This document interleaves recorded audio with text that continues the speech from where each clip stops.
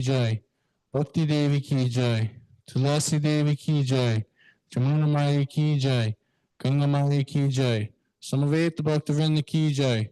All glories to the Sama devotees. All glories to the Sama devotees. All glories to the Sama devotees. All glories to Sri Guru and Govinda.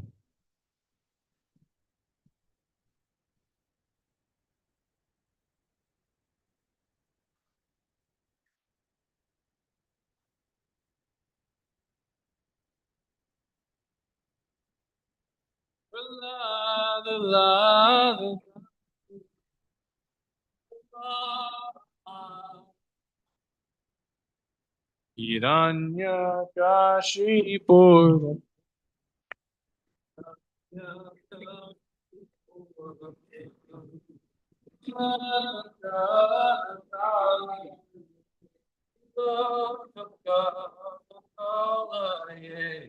Ito Nrsimha Bharato Nrsimho.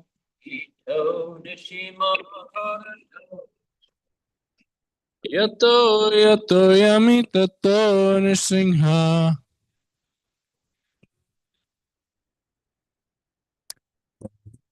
Singho Hridaya Singho. Nara Singhamadin Sharanam Prapadye.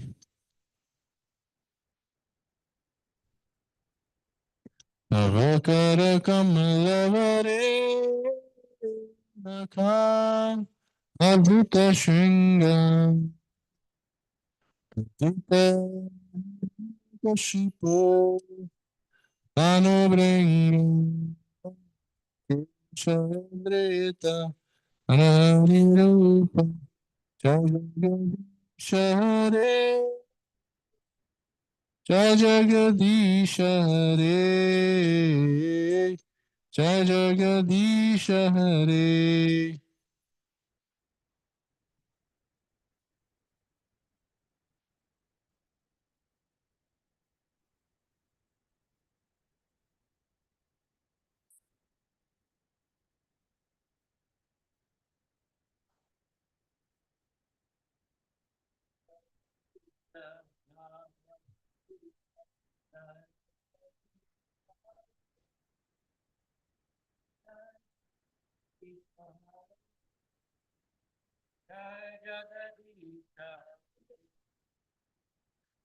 Tavakara Kamalavare Nakam Adhuta Shringam Tadita Hiranyakashipu Tanubringam Keshavadrita Narirupa Jai Jagadish Hare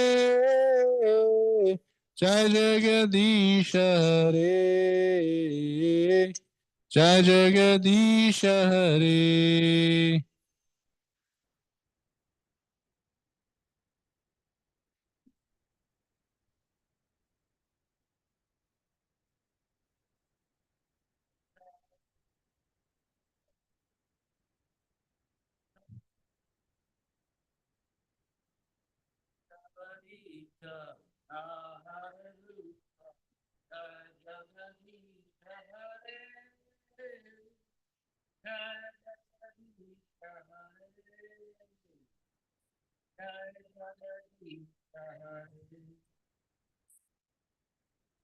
Lord Nrsimhadev ki jai, Prahlad Maharaj ki jai.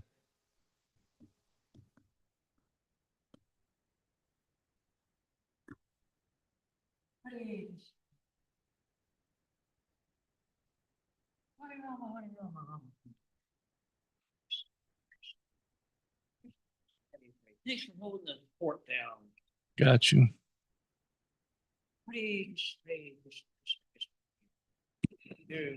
I made a little bit for them, and there's a bowl set aside for you if you want some. It's a rice mixture. Okay. Just something to quickly threw together, so they have a little bit soft, take some home with them. All right. Hare Krishna. Hare Krishna. Krishna Krishna. Hare Hare. Hare Rama, Hare Rama, Rama Rama, Hare Hare. Hare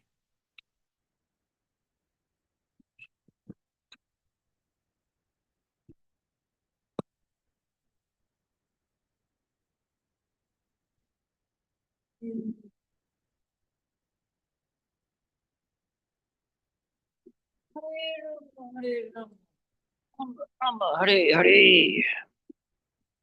Hare Krishna, Hare Krishna. Krishna, Krishna. Oh, Hare Hare. Oh, ah. Hare Krishna, Hare Krishna. Krishna, Krishna.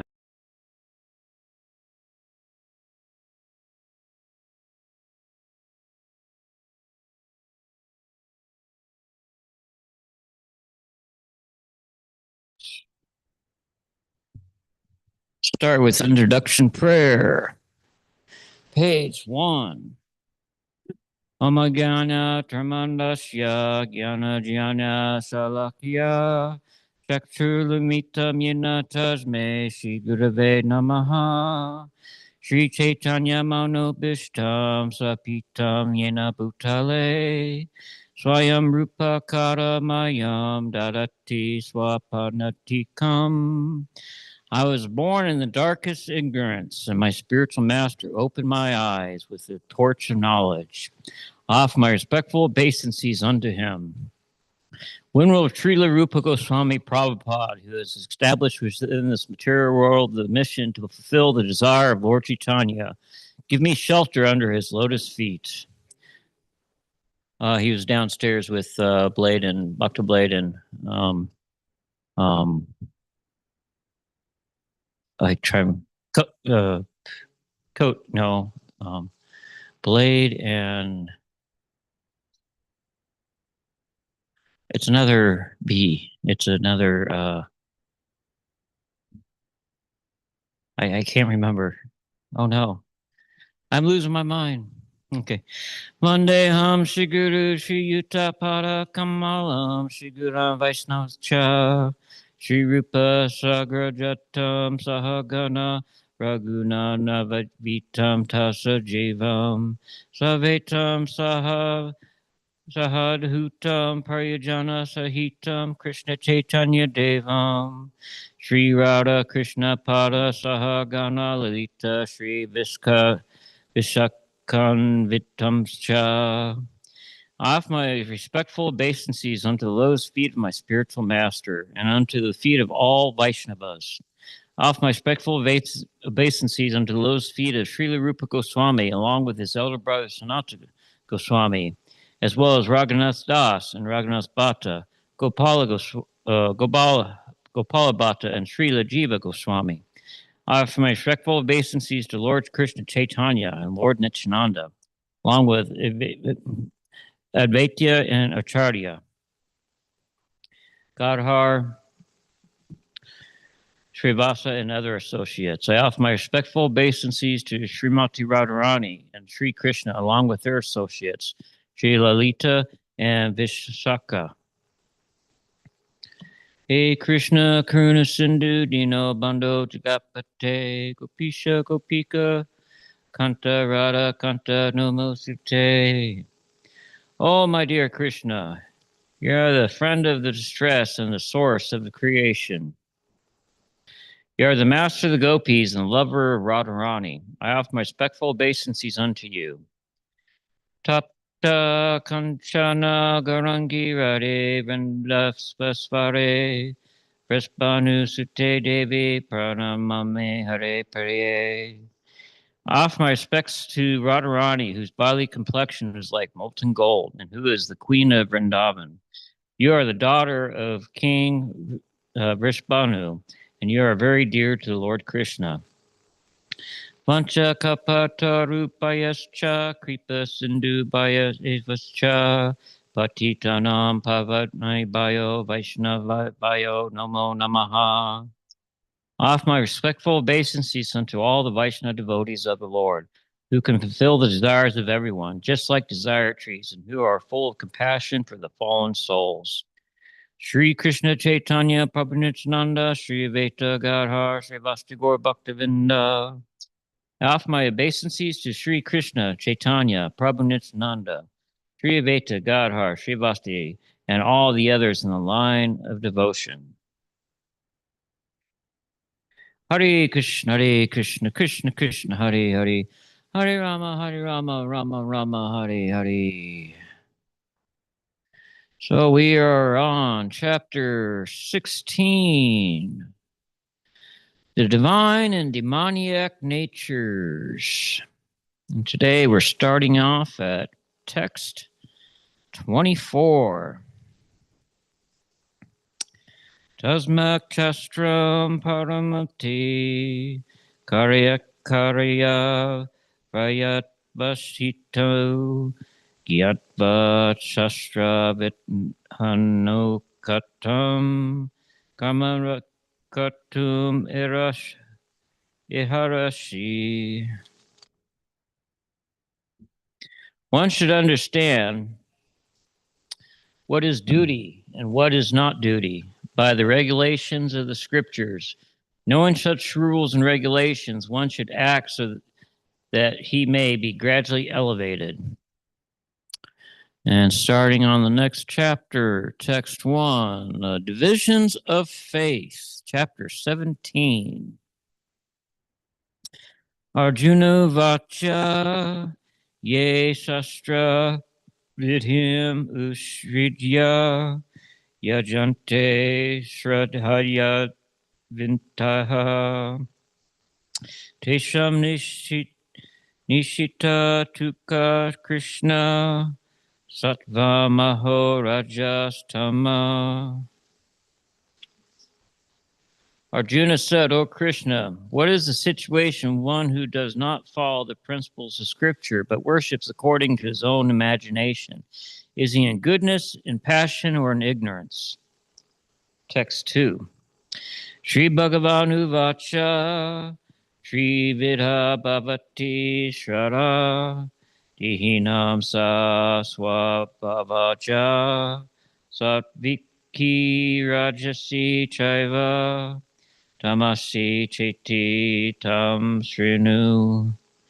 Translation: the Supreme Lord said, according to the modes of nature, acquired by the bodied soul, one's faith can be of three kinds: goodness, passion, or ignorance. Now hear about these. Sattvanurupa sarvasya Shraddha bhavati bharata Shradamayo yam purusho yoyach charadakha saveva sa. According to one's existence under the various modes of nature, one involves a particular kind of faith. Living being is said to be of a particular faith according to the modes he has acquired. Text 4. Yajante satvika devan yaksha rakshami shamshi rajasha kritan bhuta ganam chanye yajante tamasha janaha. Translation: men in the mode of goodness worship the demigods, those in the mode of passion worship the demons, and those in the mode of ignorance worship ghosts and spirits. Text 5 through 6.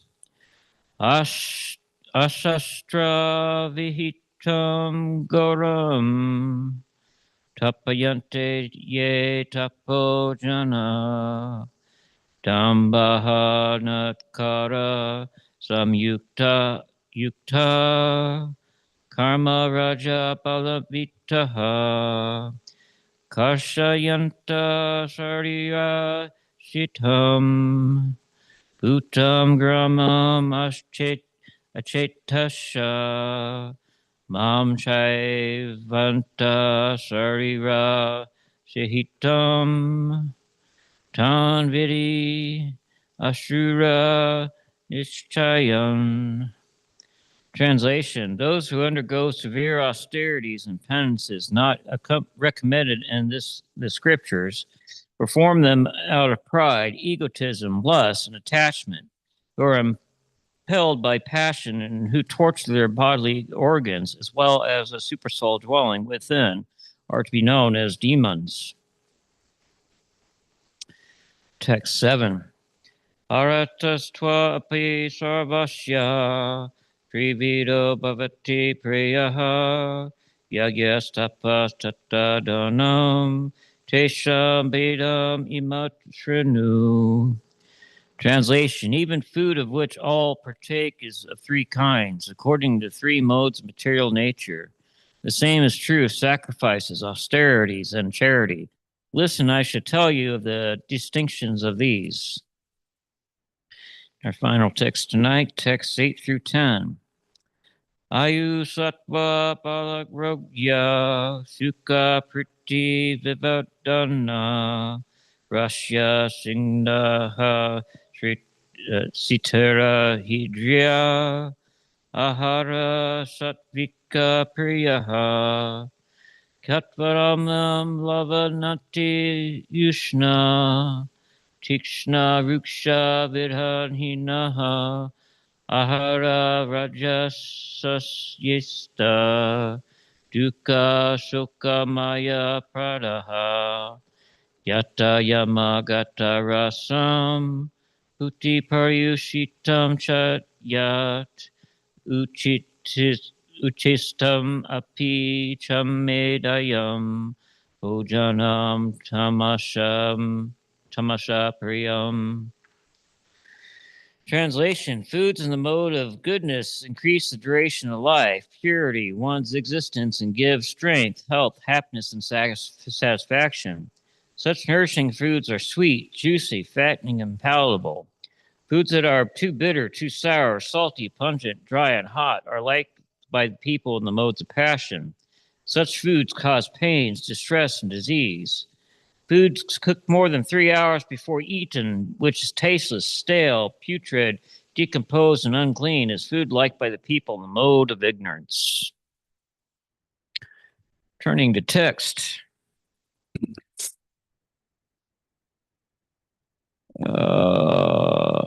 Previous chapter. The last text of the previous chapter was text 24.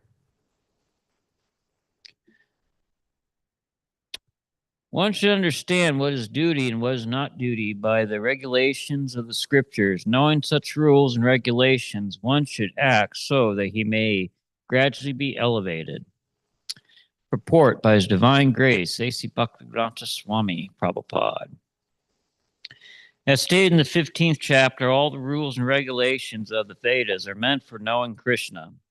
If one understands Krishna from the Bhagavad Gita and becomes situated in Krishna consciousness, engaging himself in devotional service, he has reached the highest perfection of knowledge offered by the Vedic literature.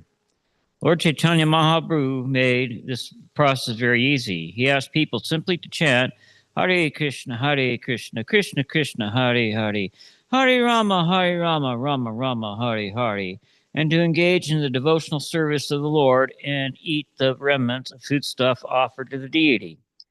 One who is directly engaged in all these devotional activities is to be understood as having studied all Vedic literature. He has come to the conclusion perfectly. Of course, for the ordinary persons who are not in Krishna consciousness or who are not engaged in devotional service, what is to be done and what is not to be done must be decided by the injunctions of the Vedas.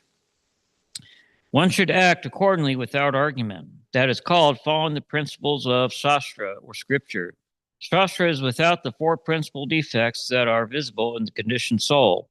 Imperfect senses, the propensity for cheating, certainly of committing mistakes, and certainly of being illusioned. These four principal defects in conditioned life disqualify one from putting forth rules and regulations.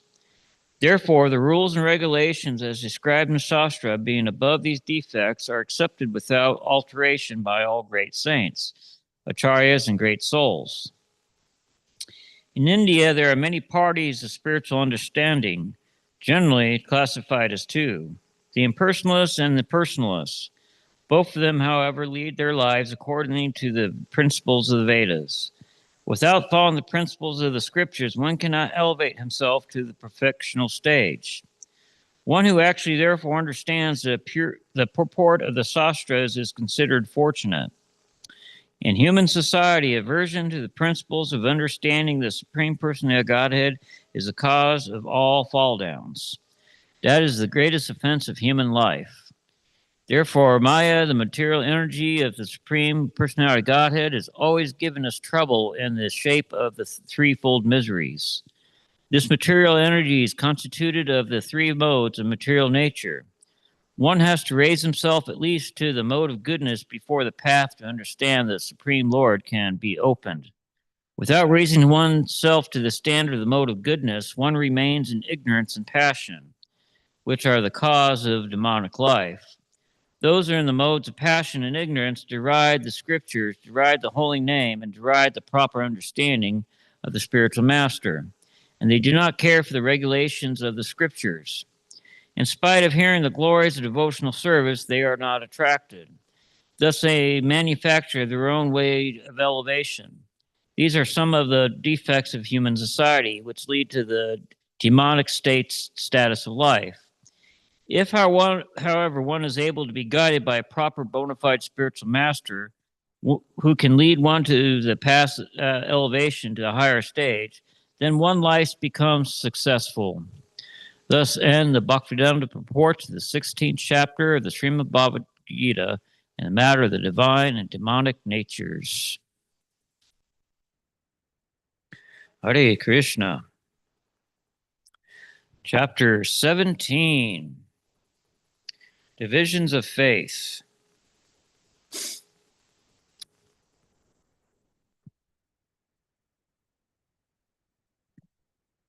Text 1. Arjuna said, O Krishna, what is the situation of one who does not follow the principles of Scripture but worships according to his own imagination? Is he in goodness, in passion, or in ignorance? Purport. In the 4th chapter, 39th verse, it is said that a person faithful to a particular type of worship gradually becomes elevated to the stage of knowledge and attains the highest perfectional stage of peace and prosperity. In the 16th chapter, it's concluded that one who does not follow the principles laid down in the scriptures is called an asura, demon. Gornitai ki jai. And one who follows the scriptural injunctions faithfully is called a deva, or demigod. Now, if one with faith follows some rules which are not mentioned in the scriptural injunctions, what is his position? This doubt of Arjuna is to be cleared by Krishna, and those who create some sort of God by selecting a human being and placing their faith in him worship in goodness, passion, and ignorance. Do such persons attain the perfectional stage of life? Is it possible for them to be situated in real knowledge and elevate themselves to the highest perfectional stage? Do those who do not follow the rules and regulations of the scriptures, who have the faith in something and worship gods and demigods, and men attain success in their effort? Arjuna is putting these questions to Krishna. Good questions to Krishna. Hare Krishna. Text 2. Supreme Lord said, according to the modes of nature acquired by the embodied soul, one's faith can be of 3 kinds: goodness, passion, or ignorance. Now hear about these. Those who know the rules and regulations of the scriptures, but out of laziness or indolence, give up following these rules and regulations, are governed by the modes of material nature. According to the previous activities in the modes of goodness, passion, or ignorance, they acquire a nature which is a pacific quality. The association of the living entity with the different modes of nature has been going on perpetually since the living entity is in contact with material nature. Thus, he acquires different types of mentality according to association with material modes. But this nature can be changed if one associates with a bona fide spiritual master and abides by his rules and scriptures. Gradually, one can change his position from ignorance to goodness, or from passion to goodness. The conclusion is that blind faith in a particular mode of nature cannot help a person become elevated to the perfectional stage. One has to consider things carefully with intelligence and the association of a bona fide spiritual master. Thus, one can change his position to a higher mode of nature. Hare Krishna. As we are seeing here, we can't just make up our own God. We can't make up our own religion and get advancement. It doesn't work that way. We gotta be under a bona fide spiritual master. Get back home, back to Godhead. In this world today, you have so many, oh man, there's so many beliefs you have out there. There's those that you just go to the modern day bookstore, and you have a section called the New Age section or spirituality section. And they have all different kinds of beliefs from, things like Wicca and black magic and numerology and astrology and, Druid philosophy and Druids, yeah. Druids, Druid, Druid, yeah. You find all these conceptions out there. I remember reading when I was studying different books that were revolving around Satanism, because Satanism, a lot of people don't understand. That's actually a study of humanity. That's a study of indulging in one's senses. That's directly saying that. Yes, we have the right to gratify our senses and do what we want. That's Satanism. A lot of people don't understand that, but I did some study on that, and there was one particular fellow. Trying to remember the author. It was on the tip of my tongue just a moment ago.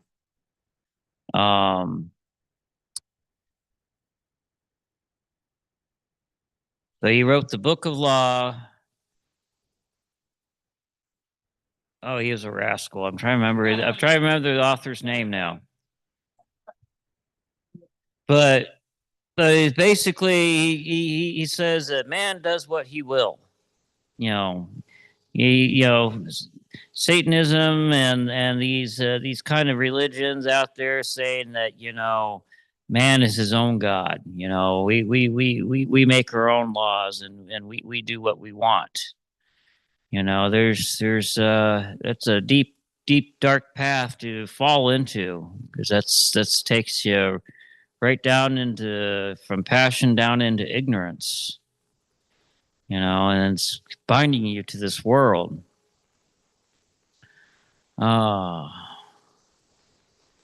Try to remember the author's name. He's a popular author amongst the occult.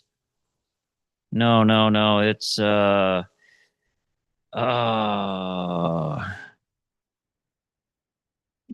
geez. Pretty bad when I can't remember some certain authors that I used to know like the back of my head. No problem. It'll come to me later. Hare Krishna.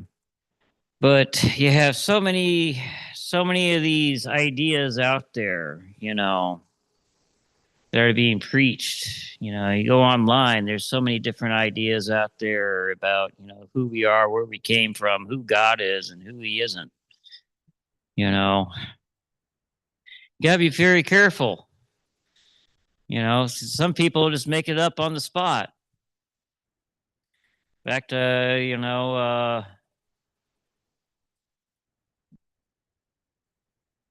you have so many, especially nowadays, you have so many different religious movements out there. spouting their own things. Things that were, like veganism. That's not a historical thing. That's a modern day invention. You'd be a vegan. Because the human body is not meant to survive just on plants alone. It needs the nutrients from milk and milk products. And there's a lot of doctors that I've talked to that they hate that diet, because if you don't get it just right, you could end up setting your body up for extreme failure in the long run. You become very, very sick with blood disorders. Oh yes, yes. If you're not getting your B vitamins, your milk and whatnot, to run a lot of these modern day vegans, they have to take supplements to stay healthy. It's a fad. But that's just one of the many things. There's a online blogger that was a fruitarian. They only believed in eating fruit. Fruit was the only thing that she ate. Well, she died of starvation. She basically turned into a skeleton. Her body almost, pretty much a skeleton. Oh, she died in like her early 30s. I don't know how long she was, but she was one of those advocating it, and it ends up taking her life. So you got to be very careful about who we take direction from. They can lead you right down to the path of destruction. Let's see here. Text 3. According to one's existence under various modes of nature, one involves a particular kind of faith. The living being is said to be of a particular faith according to the modes he has acquired. Purport. Everyone has a particular type of faith, regardless of what he is, but his faith is considered good, passionate, or ignorant, according to the nature he has acquired. Thus, according to his particular type of faith, one associates with certain persons. Now, the real fact is that every living being, as is stated in the 15th chapter, is originally the fragmental part and parcel of the Supreme Lord. Therefore, one is originally transcendental to all the modes of material nature. But when one forgets his relationship with the Supreme Personality Godhead and comes into contact with material nature in conditioned life, he generates his own position by association with the different varieties of material nature. The resultant artificial faith and existence are only material. Although one may be conducted by some impression or some conception of life, still, originally, he is a nirguna, or transcendental. Therefore, one has to become cleansed to the material contamination that he has acquired in order to regain his relationship to the Supreme Lord. That is the only path back without fear. Krishna consciousness.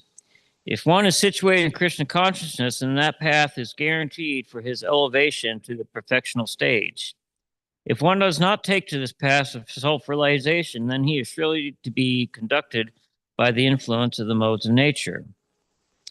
The word sattva, or faith, is very significant in this verse. Sattva, or faith, always comes out of the works of goodness. One's faith may be in a demigod or some created god or some mental concoction. It is supposed to be one's strong faith in something that is productive of the works of material goodness. But in material conditioned life, no one works of material nature are completely purified. They are mixed. They are not in pure goodness. Pure goodness is transcendental. In purified goodness, one can understand the real nature of the Supreme Personality Godhead.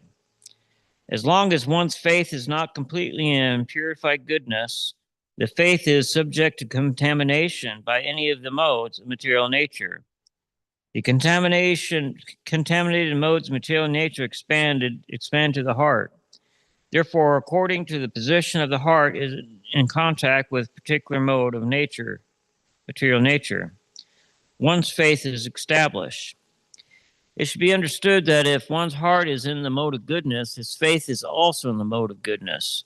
If the heart is in the mode of passion, his faith is also in the mode of passion. And if the heart is in the mode of darkness, illusion, his faith is in us also contaminated.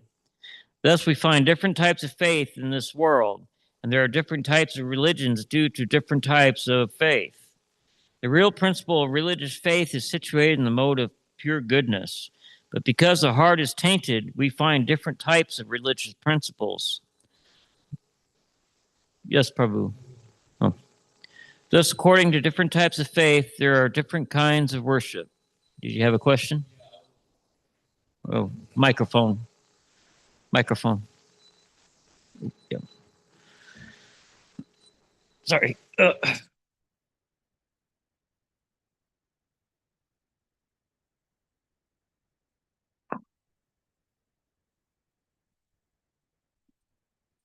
I was just wondering why. So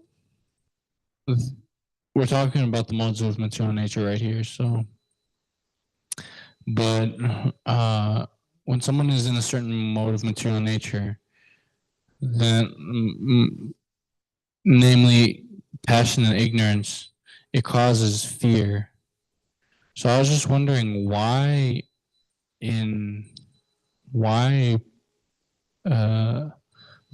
mode of material passion and ignorance cause fear in the living entity. It doesn't make sense to me. I don't get it. I don't understand why. Well, because you're in the mode of material of ignorance and passion. Well, let's look at ignorance and passion. You know, passion, you're having to, put a lot of effort, into what you're wanting to acquire. You're continually, having to create schemes, to gratify your senses. That can create a lot of fear because there's many things that we can't control in life. So many instances that, like for instance, the weather. Say you're a farmer and you're a farmer in the mode of passion. You're wanting to put out the best crop, so you get, the best yield, so you get the best pay. But one of the fears is that it won't be a rainy season. Or, there might be some pests that are eating your crop. All kinds of things that can come up when you're in these modes. And mode of ignorance, I mean, there's a lot of fear of the mode of ignorance. A person that's just trying to get by, with gratifying their senses with the least amount of effort. Gosh, there's that fear. It's like, how am I going to get my next bottle of alcohol? Oh, yeah. Where am I going to sleep, when I get drunk and pass out? Am I going to be in a safe place? Oh, wait a second, I just woke up. Where am I? There's all kinds of fears that come with ignorance and passion. It really depends on what you're doing in life. Because a person in passion, the mode of passion, like a billionaire, would be living in fear of losing his wealth because he's working so hard to acquire it. Yes.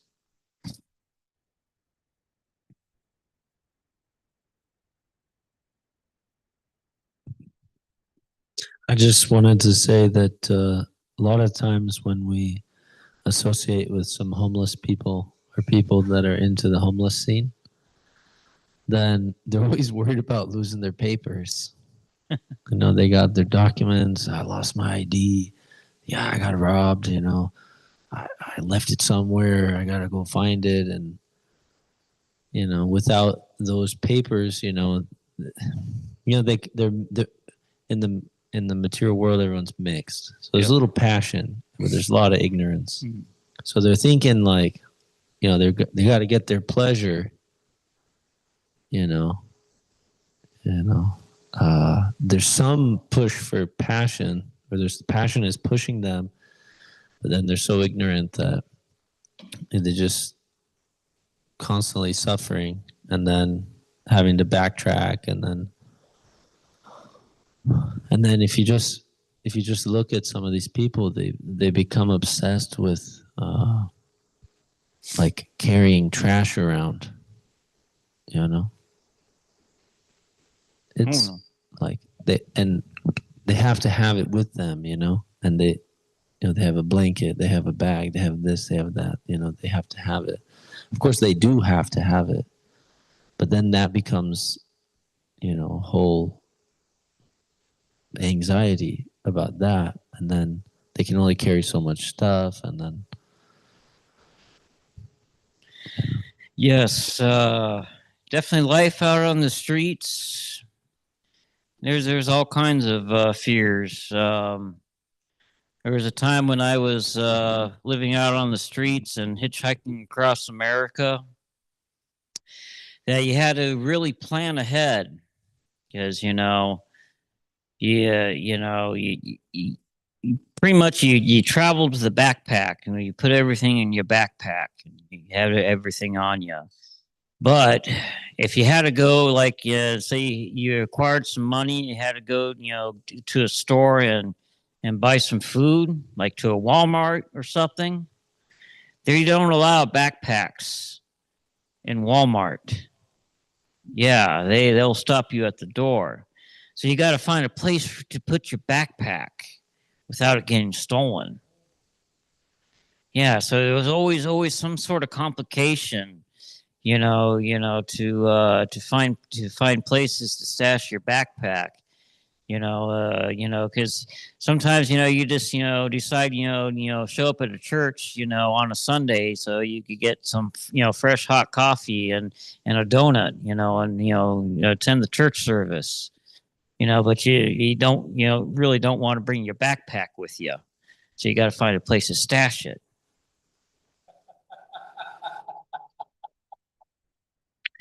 So yeah, it's interesting, and the thing is that in that kind of in the state of things, especially when you're traveling across country, there's certain times you don't want to look homeless, so you want to hide your backpack, and look, somewhat respectable, to pass for, a normal person. But yeah, it's the papers is a very important thing. If I was hitchhiking across country, it's I had to have an ID on me. Because if I got stopped with by the sheriff or by the police and I didn't have an ID, I would be stopping in at the local jail to be fingerprinted for them to identify me to make sure I didn't have any warrants. Yeah, that's what happens. That's what can happen. They don't like people walking around without IDs. And it's very hard to do anything in today's world without IDs, without papers. Because if you can't even, it's very hard to even check into a homeless shelter without an ID. There's a lot of them require an ID. Yeah, they want documentation. It's like, for instance, Tennessee. You realize you got to get a license to beg. Yeah, you got to register to get a license to beg. To hold us, it's interesting. You got certain states with different weird laws.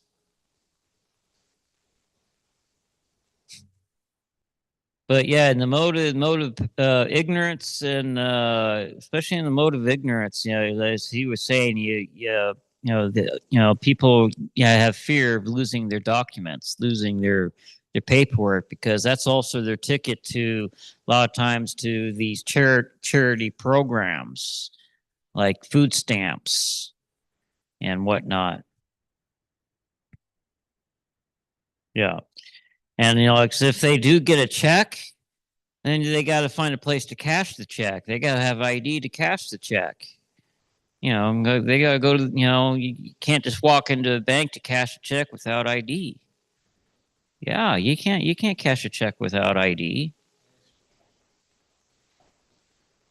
Oh, nowadays, if you have an account there and they can pull you up and they have a picture of you on the computer, they can verify that it's you, then yeah, you can cash your check there. But if you're generally, most homeless people don't keep an account, because to keep an account these days, they charge you to keep an account. It's like Bank of America, I think, is like $5 a month to keep a savings account. It used to they give you interest for keeping money in your account. Not anymore. They charge you for keeping money in your account. I mean, Age of Kali is brutal.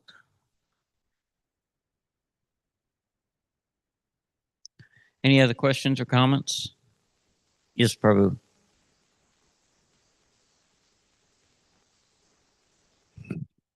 I just wanted to share a funny story that I had when I was in high school. I was in DeKalb, in Illinois, and it was the middle of winter, right? It was January, something like that.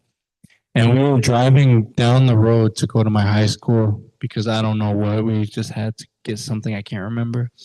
And out of nowhere, my mom just goes, "What is that?" And I was like, "I don't know what you're talking about." And she goes, "I think there's a person lying on the, there was like a log next to a garbage can."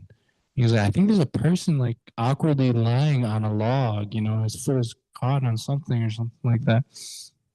So I was like, "What?" And then she goes, "Yeah, that's a person." So I was like, "Oh wow, let's pull over, Ma. Let's help him out." And I get out of the car and I go to him, and this guy is not even like, he's not even conscious. He's like, I go, "Sir," I shake him hard, like, "Sir, are you okay? Are you okay, sir?" And out of nowhere, and like, after like a few minutes of shaking him, I hear this, and I go, "Oh no." And then I smell the alcohol coming off of his body, and I'm just like, "Oh my God, I gotta deal with a drunk." And I stopped, and it's the middle of winter, and he's drunk, and if I leave him, I'm practically a murderer or manslaughter or something like that. So I'm just like, "Oh my God." And I go, "Sir, where do you live?" He goes, "I live in the I can't remember that building over there." And I'm like, "What the heck? Where does he live? I don't know where this guy lives." And he goes, "I live in that. I live in that. I think it was the health department or something like that." And so I go, "Okay." And I go, "Okay, let's walk there."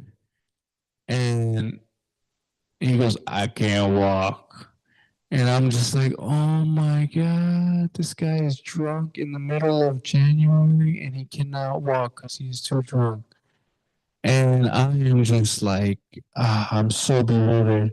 Luckily, I was lifting weights at that time. I was pretty strong. I was pretty built. And so I'm just like, okay, I'll carry you there. So I'm carrying this guy right over my shoulder, and I'm just walking, and I'm drudging my feet because it's so heavy to carry him. It's like dead weight. He had no consciousness in his limbs or anything. He was just, ugh. And so I walked for like 10, 15 minutes. And then I get to I get to the place where you stay, and I'm just like, I just like let him fall down. And I go, so we're here now. Like, you can come in. And I I knock on the window. It's like a screen door. I knock on the screen door, and I'm like, and somebody looks at me. I'm like, please let me in. Like, I have somebody here, and he's drunk, and he's unconscious, and everything. And I walk in, and the kicker right here, the the employee that's working there, she goes, such and such again, got drunk again and fell out in the open again. You did all this again. I was like, this guy, how is this guy not dead? Like, it's ridiculous. I was so upset. I didn't want to even, I just left. I was like, goodbye. I'm going, I'm leaving. So I just wanted to share that. Yes, that's the mode of ignorance. And unfortunately, if this guy doesn't get his act together and, starts, turn into the mode of goodness and start performing devotional service, he's going to end up as an animal in his next life.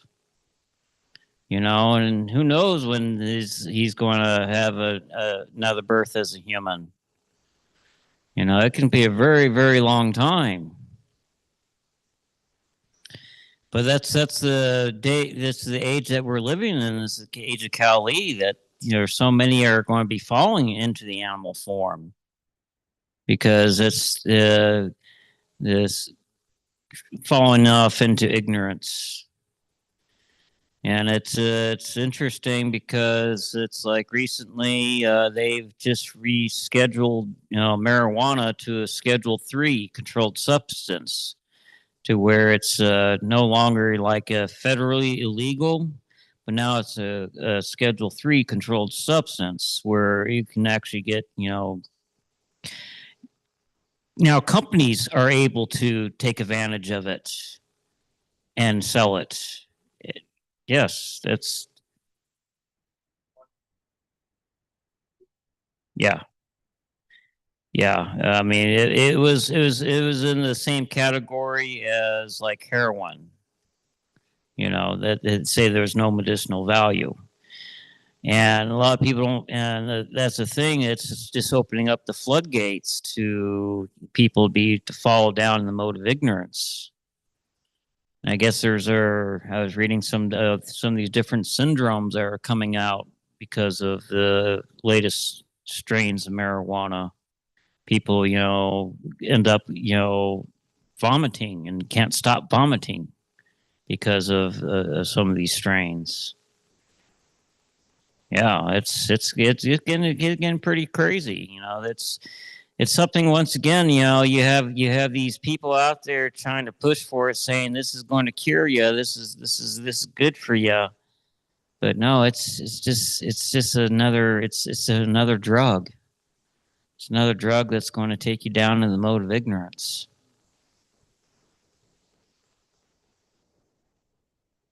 Any last minute questions or comments before we wrap up class? Yes, Prabhu.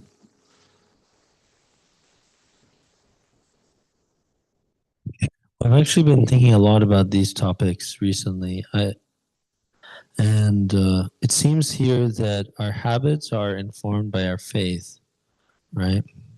And faith is informed by the modes, and modes are informed by our association with the modes, and the association with the modes is due to our past karma.